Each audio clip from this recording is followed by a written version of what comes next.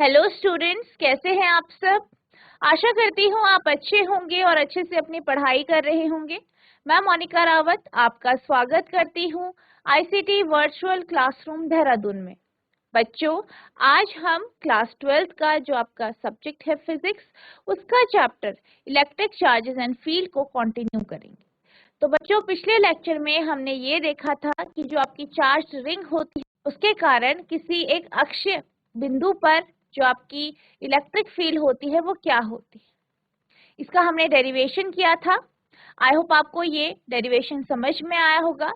आज हम इसका अगला टॉपिक करते हैं जिसमें हम एक विद्युत द्विध्रुव को एक इलेक्ट्रिक फील्ड में रखेंगे और हम ये देखेंगे कि इस फील्ड में टॉर्क कितना लगता है। तो बच्चों, आज का हमारा टॉपिक है electric dipole in a uniform 2 dimensional electric field. एक समान द्विविमीय विद्युत क्षेत्र में वैद्युत द्विध्रुव, यानी आपके पास एक वैद्युत द्विध्रुव है, इलेक्ट्रिक डायपोल है, उसे हमने एक इलेक्ट्रिक फील्ड में रखा है। तो बच्चों, कोई ये बता सकता है कि इलेक्ट्रिक डायपोल क्या होता है, विद्युत द्विध्रुव क्या होता है? कोई बच्चा बता सकता है? आंसर बताइए कि आपका जो इलेक्ट्रिक डायपोल होता है, वैद्युत द्विध्रुव होता है, वो क्या होता है? GIC Sultanpur. Good afternoon ma'am. Good afternoon बेटा, आपका नाम क्या है? सिमरन। सिमरन बेटा, तो आप ये बताइए कि Yes. इलेक्ट्रिक डायपोल क्या होता है, विद्युत द्विध्रुव क्या होता है? वैद्युत द्विध्रुव एक ऐसा निकाय है जिसमें समान परिमाण होते हैं परंतु विपरीत प्रकृति के बिंदु आवेश एक दूसरे से अल्पतम दूरी पर स्थित होते हैं। वेरी गुड बेटा, बैठ जाए। तो जैसे कि आप जानते हैं कि जो आपका विद्युत द्विध्रुव होता है, यानी जिसे आप इलेक्ट्रिक डायपोल कहते हैं, उसमें आपके दो चार्ज होते हैं, दो आवेश होते हैं जो ऑपोजिट होते हैं, यानी विपरीत प्रकृति के होते हैं। ठीक है, आपके विजातीय प्रकृति के होते हैं और उनका जो मैग्नीट्यूड होता है, उनका जो परिमाण होता है वो बराबर हो और वो एक दूरी पे स्थित हो। अब यहाँ पे आपको फिगर दिख रही होगी, एक फिगर है आपके सामने यहाँ पे। ठीक है, तो यहाँ पे हमारे पास एक विद्युत द्विध्रुव है, ये है आपका माइनस क्यू चार्ज। ठीक है, आपको दिखाई दे रहा होगा, और ये आपका पॉइंट क्या है? ए, बिंदु ए। और बिंदु बी पे जो है आपका प्लस क्यू चार्ज है। ठीक है, कहाँ पे है? बिंदु बी पे, ये आपका बिंदु बी। अब ये जो दो चार्ज है, दो आवेश हैं, ये एक दूसरे से 2a की दूरी पर, 2a की दूरी पर है। ठीक है, अब हमने क्या किया, इस द्विध्रुव को, इस इलेक्ट्रिक डायपोल को हमने इलेक्ट्रिक फील्ड पे रख दिया। ठीक है, विद्युत क्षेत्र पे रख दिया है, इलेक्ट्रिक फील्ड पे रख दिया है। ठीक है, अब अगर हम बात करें कि जब हम इस चार्ज को, ठीक है, आपने पढ़ा है जब भी हम किसी चार्ज को आप इलेक्ट्रिक फील्ड पे रखते हैं तो उस पर फोर्स लगता है। ठीक है, अब जो ए बिंदु पे आपका माइनस क्यू चार्ज है, बी बिंदु पे आपका प्लस क्यू चार्ज है, तो इन पे क्या लग रहा है? फोर्स लग रहा है, बल लग रहा है। और इसका जो फॉर्मूला होता है, अगर हम बात करें किसकी, force on charge minus Q, ठीक है, माइनस क्यू आवेश पर बल, तो आप जानते हैं कि ये होता है आपका बराबर QE। अब चार्ज कैसा है? माइनस है, तो यहाँ पे आपका माइनस QE आ जाए। ठीक है, तो ये आपका क्या आ गया? फोर्स आ गया। फोर्स माइनस QE चार्ज के कारण कितना है? QE है। अब इसी तरीके से force on charge plus Q, यानी प्लस क्यू आवेश पे जो बल लगेगा, किसके कारण? इलेक्ट्रिक फील्ड के कारण, विद्युत क्षेत्र के कारण। प्लस क्यू आवेश पर बल, आप इसको साथ साथ नोट कीजिए, साथ साथ इसे नोट कीजिए इस डेरिवेशन को। तो ये भी आपका क्या होगा? Q इंटू ई। ठीक है, अब आपका जो है दोनों के दोनों जो चार्ज है, दोनों आवेश हैं, उन पे जो फोर्स लग रहा है, उनमें जो बल लग रहा है, उसका मैग्नीट्यूड कैसा है, परिमाण कैसा है, बराबर है, सेम है, QE है। अब अगर हम बात करें माइनस क्यू की, यानी जो आपका ये माइनस क्यू चार्ज है, ठीक है, इस पे जो इलेक्ट्रिक फील्ड है, ठीक है, इलेक्ट्रिक फील्ड की जो डायरेक्शन आप यहाँ पे देख सकते हैं, ये इस दिशा में है इलेक्ट्रिक फील्ड की डायरेक्शन, ठीक है। अब अगर हम बात करें माइनस क्यू चार्ज की, तो माइनस क्यू चार्ज पे जो होगा आपका जो फोर्स लगेगा, वो जो है आपके जो है E के ऑपोजिट डायरेक्शन में होगा, ठीक है। फोर्स बल किधर लगेगा, E के ऑपोजिट डायरेक्शन में, यानी ऑपोजिट टू E। डायरेक्शन कहाँ होगी, दिशा किधर होगी, विपरीत दिशा में, E की विपरीत दिशा में। वहीं जब हम बात करते हैं प्लस क्यू चार्ज की, तो इस पे जो फोर्स लगेगा वो आपका किस डायरेक्शन में होगा, अलोंग E या E की दिशा में, यानी इलेक्ट्रिक फील्ड की दिशा में।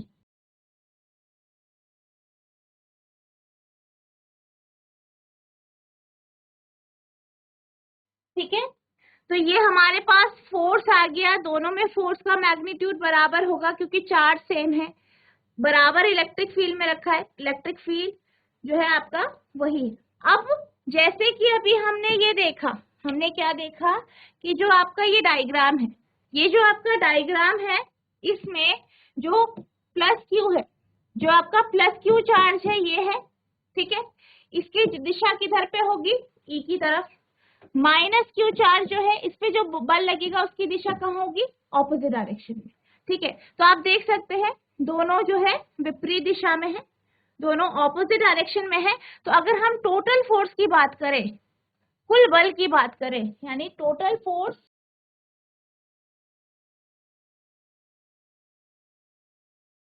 जो होगा वो दोनों का ऐड हो जाएगा, दोनों का ऐड हो जाएगा। अब दोनों की दिशा क्या है, ऑपोजिट है, ठीक है। हम ये कह सकते हैं पहला आपका F1 है और दूसरा आपका F2 है। अब इन दोनों की क्या है डायरेक्शन, दिशा क्या है, ऑपोजिट है, और दोनों क्या है, बराबर है, तो ये क्या हो जाएंगे, माइनस हो जाएंगे। तो जो टोटल फोर्स है या कुल बल है वो होगा आपका QE माइनस QE, यानी 0। यानी अगर आप किसी एक यूनिफॉर्म यानी एक समान विद्युत क्षेत्र में अगर आप किसी डायपोल को रखते हो, तो जो आपका नेट फोर्स होता है या टोटल फोर्स होता है वो 0 हो जाता है। अब अगर हम बात करें कि नेट फोर्स जो है वो क्या हो गया आपका 0, लेकिन क्योंकि जो फोर्स है वो अनइक्वल है, बराबर नहीं है, विपरीत दिशा में है, तो क्या हो जाएगा, एक कपल प्रोड्यूस होगा, और जो आपका ये डायपोल है ये एंटी क्लॉकवाइज डायरेक्शन में क्या करेगा, मूव करेगा। तो हम इसकी दिशा निकालेंगे, और आप ये जानते हैं कि जो आपका जब भी आपकी कोई भी बॉडी मूव करती है, ठीक है, रोटेट करती है, तो उस पर क्या होता है, टॉर्क, ठीक है, टॉर्क होता है। और ये जो टॉर्क होता है ये बराबर होता है आपका फोर्स इनटू डिस्टेंस, यानी बल गुणा जितनी दूरी पे जो है आपकी वो वस्तु है। अब यहाँ पे हम इन दोनों के बीच की दूरी निकालें, ठीक है, इन दोनों के बीच की दूरी निकालेंगे। ये आपका बी पॉइंट है, इसे हम सी पॉइंट मान लेते हैं, और ये ओ पॉइंट, और ये आपका एंगल थीटा। अब हमें यहाँ पे जो है AC की वैल्यू निकाल, क्योंकि AC से हमें जो है इनकी दूरी पता चल रही है। तो AC जो होगा आपका वो होगा आपका, AC को आपको निकालना है, ठीक है, AC निकालना है, तो हम साइन थीटा लेंगे। तो साइन थीटा जो हो जाएगा इस केस में बराबर हो जाएगा आपका AC अपॉन AB, यानी AC आप ऐसे ही रख देंगे। AB कितना है आपका 2A, 2A क्या है, दोनों आवेश के बीच की दूरी, अपॉन 2A, और ये आपका हो गया साइन थीटा, यानी AC जो हो गया बराबर हो गया 2A साइन थीटा के, ठीक है। अब हम यहाँ पे क्या कर रहे हैं, टॉर्क निकाल रहे हैं। तो फोर्स कितना है, QE है, और डिस्टेंस कितना है, डिस्टेंस जो आपका आया है वो आया है 2a sine theta into 2a sine theta. तो ये आपका टॉर्क आया, तो ये आपका क्या आ गया, टॉर्क की वैल्यू आई।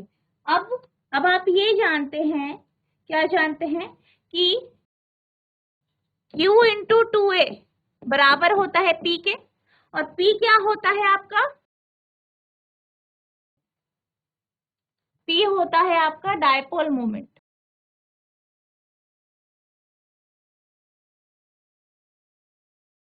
यानी द्विध्रुव आघूर्ण। अब आप क्या कर देंगे, इस P की वैल्यू को यहां रख देंगे, तो टॉ बराबर हो जाएगा आपका TE साइन थीटा। अब जैसे कि आप जानते हैं, आपने वेक्टर अलजेब्रा पढ़ी होगी, तो P और E क्या है, दो वेक्टर क्वांटिटी है, यानी सदिश राशि। दोनों की क्या है, डायरेक्शन है, दिशा है, और दोनों का मैग्नीट्यूड भी।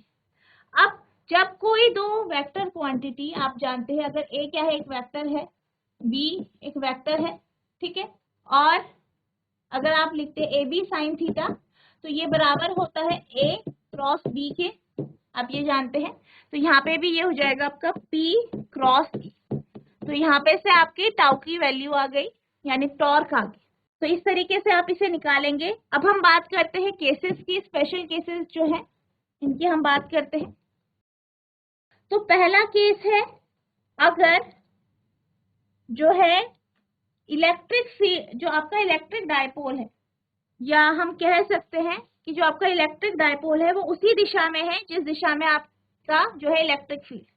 तो इस केस में क्या हो जाएगा, थीटा आपका 0 हो जाएगा। क्यों हो जाएगा, अगर हम इस डायपोल को, ये आपकी इलेक्ट्रिक फील्ड है, यहीं पे इस तरीके से रखते, तो जो थीटा होगा वो आपका 0 हो जाएगा, ठीक है। अब थीटा 0 हो गया, तो यानी टॉ बराबर PE साइन 0 डिग्री। अब कोई एक बच्चा बता सकता है, कोई बच्चा बता सकता है कि साइन 0 कितना होता है, कोई एक बच्चा खड़े होके आंसर दीजिए कि साइन 0 कितना होता है। GIC चिंतोली, बेटा आपका नाम क्या है, प्रियंका। अच्छा, तो आपका आंसर क्या है, 0। वेरी गुड बेटा, बैठ जाइए आप। तो अगर हम बात करें साइन 0 क्या होता है, आपका 0 होता है, तो यहाँ पे जो टॉप की वैल्यू आ जाएगी वो होगी PE इंटू 0, यानी 0, यानी इस केस में जो आपका टॉर्क है वो आपका क्या हो जाएगा, 0 हो जाएगा। तो इस केस को हम क्या कहते हैं, ये आपकी स्टेबल इक्विलिब्रियम की केस। अब इसी तरीके से अगर हम बात करें कि हम जो है आपका जो इलेक्ट्रिक डायपोल है, अब अगर आपका जो डायपोल है, ठीक है, अगर हम डायपोल को परपेंडिकुलर रख देते हैं, यानी लंबवत रख देते हैं, यानी आपका जो है डायपोल कुछ इस तरीके से हो जाएगा, जैसे कि ये इलेक्ट्रिक फील्ड है, विद्युत क्षेत्र है, आपका जो डायपोल है वो इस तरीके से, ठीक है। अगर ऐसा केस आता है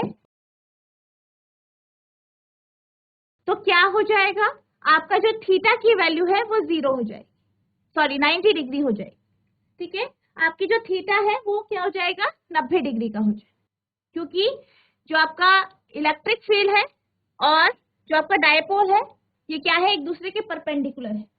अब इस केस में जो है थीटा की वैल्यू आपकी 90 डिग्री हो जाएगी, ठीक है, 90 डिग्री हो जाएगी।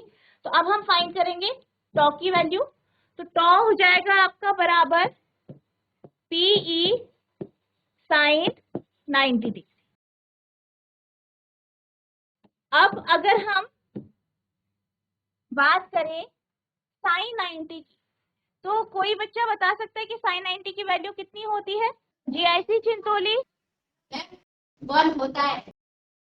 वेरी गुड बेटा, 1 होता है, ठीक है। साइन 90 आपका 1 होता है, यानी टॉप की वैल्यू आपकी P होगी। तो बच्चों आप इस तरीके से इस डेरिवेशन को करेंगे, ठीक है। तो बच्चों अब हम चलते हैं अपने अगले टॉपिक की तरफ। तो हमारा अगला टॉपिक है कॉन्टिन्यूअस चार्ज डिस्ट्रीब्यूशन, यानी सतत आवेश वितरण। तो ये आपका क्या है, नेक्स्ट टॉपिक है। तो यानी हम यहाँ पे बात करेंगे कि किस तरीके से जो है आपका जो आवेश होता है वो किसी भी कंडक्टर यानी चालक पे डिस्ट्रीब्यूट होता है, ठीक है, किस तरीके से वितरित हो। तो ये हम पढ़ेंगे। The continuous load distribution system is a system in which the charge is uniformly distributed over the conductor. अब जब भी हम बात करते हैं चार्ज डिस्ट्रीब्यूशन की, ठीक है, सतत आवेश वितरण की, तो इसका अर्थ क्या है?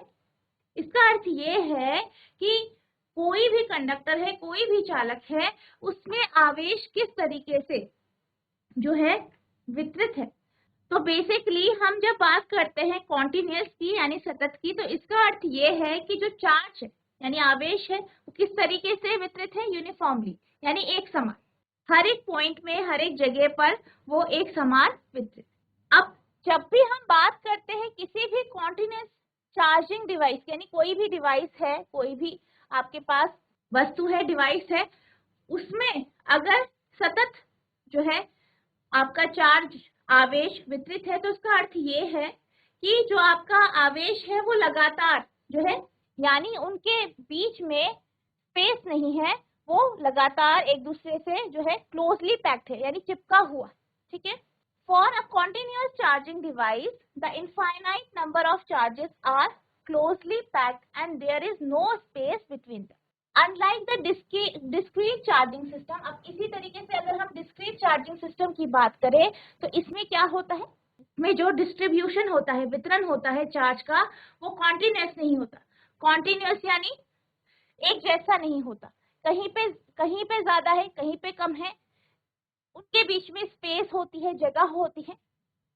यानी जब भी हम बात करते हैं किसी भी कॉन्टिन्यूअस चार्ज डिस्ट्रीब्यूशन की, सतत आवेश वितरण की, या जो आपका डिस्ट्रीब्यूशन होता है वो किस तरीके का होता है, वो लगातार होता है, अनइंटरप्टेड होता है, उनके बीच में कोई भी स्पेस नहीं होती, वो इवनली हर जगह बराबर डिस्ट्रीब्यूट होता है। The continuous load distribution in the conductor is uninterrupted and continuous. तो आपका जो कॉन्टिन्यूअस लोड डिस्ट्रीब्यूशन होता है वो अनइंटरप्टेड होता है, यानी उनके बीच में कोई जगह नहीं होती, वो जैसे कि मैंने बताया कॉन्टिन्यूअस होता है। There are 3 types of continuous charge distribution. हमारे पास 3 तरीके के सतत आवेश वितरण है। पहला है लीनियर चार्ज डिस्ट्रीब्यूशन, दूसरा है आपका सरफेस चार्ज डिस्ट्रीब्यूशन, और वॉल्यूम चार्ज डिस्ट्रीब्यूशन।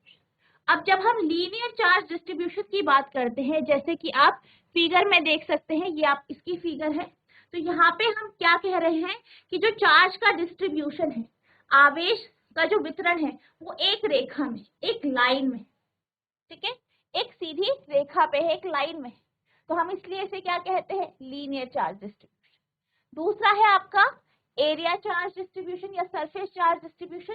तो यहाँ पे हम बात करते हैं एक एरिया की, एक क्षेत्र, ठीक है, हम यहाँ पे एक एरिया को, एक क्षेत्र को लेते हैं, उस क्षेत्र में, उस एरिया में चार्ज का या आवेश का किस तरीके से वितरण हुआ है, ये हम समझ। तीसरा है वॉल्यूम चार्ज डिस्ट्रीब्यूशन। तो यहाँ पे हम किसी भी 3 डायमेंशनल ऑब्जेक्ट की जो है उसमें किस तरीके से, आयतन में किस तरीके से चार्ज का डिस्ट्रीब्यूशन है, आवेश का डिस्ट्रीब्यूशन है, इसकी हम बात करते हैं। 3 डायमेंशन में हम इसमें बात करते हैं, जो कि आपका क्या है, वॉल्यूम चार्ज डिस्ट्रीब्यूशन। सतत आवेश वितरण, इस प्रकार के वितरण में किसी वस्तु पर आवेश एक समान रूप से वितरित होता है। तो क्या होता है, आवेश किस तरीके से वितरित होता है, एक समान रूप से, बिल्कुल बराबर, इवनली, जैसे कि मैं आपको बता रही। जब एक बहुत बड़ी संख्या में आवेश परस्पर एक दूसरे के निकट उपस्थित होते हैं, तो इन आवेशों को सतत रूप से वितरित माना जाता है। यानी जब सारे के सारे जो चार्ज है, आवेश हैं, वो एक दूसरे के बहुत ज्यादा क्लोज है, बहुत पास पास हैं, और इवनली डिस्ट्रीब्यूटेड है, यानी बराबर हर जगह एक जैसे ही वितरित है, तो हम इसको क्या कहते हैं, सतत आवेश वितरण कहते हैं। मान लीजिए एक छड़ पर 1 नैनो कूलम आवेश उपस्थित है। इसका तात्पर्य यह है कि उस छड़ पर 10⁻10 बिंदु आवेश उपस्थित है। यानी अगर हम कहते हैं कि किसी भी एक जो आपके पास छड़ी है इसमें क्या है, एक जो है नैनो कूलम चार्ज है, तो इसका मतलब यह है कि इस पूरी छड़ी पर बराबर अमाउंट में इवनली हर जगह एक समान रूप से ये जो आवेश है ये क्या है, उपस्थित।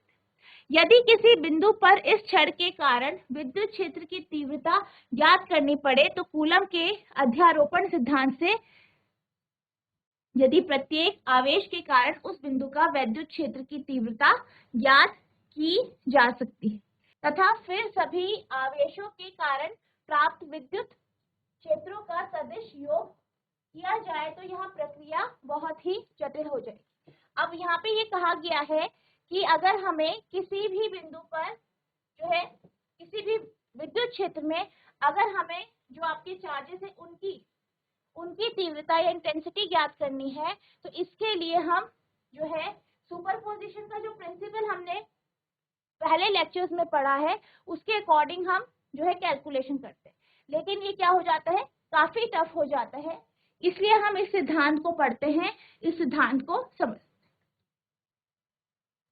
तो बच्चों आज हमने ये देखा कि जब आप किसी इलेक्ट्रिक डायपोल को इलेक्ट्रिक फील्ड में रखते हैं तो उसमें टॉर्क क्या होता है ये हमने जाना।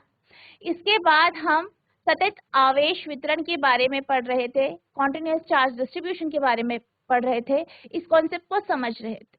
आई होप आज हमने जितना ये पढ़ा है आपको उतना समझ में आया होगा। नेक्स्ट लेक्चर में हम इसी टॉपिक को कंटिन्यू करेंगे। आपको जो आज पढ़ाया गया है, जो डेरिवेशन आपको पढ़ाया गया है उसे लिख लिख के प्रैक्टिस करनी है, आपको लिख लिख के उसको लर्न करना है, और इसके साथ साथ जो आगे का हमने टॉपिक स्टार्ट किया है सतत आवेश वितरण का, इसको भी आपको घर में जाके पढ़ना है। तो बच्चों आज के लिए बस इतना ही, मिलते हैं अब नेक्स्ट सेशन में, तब तक के लिए thank you and have a nice day.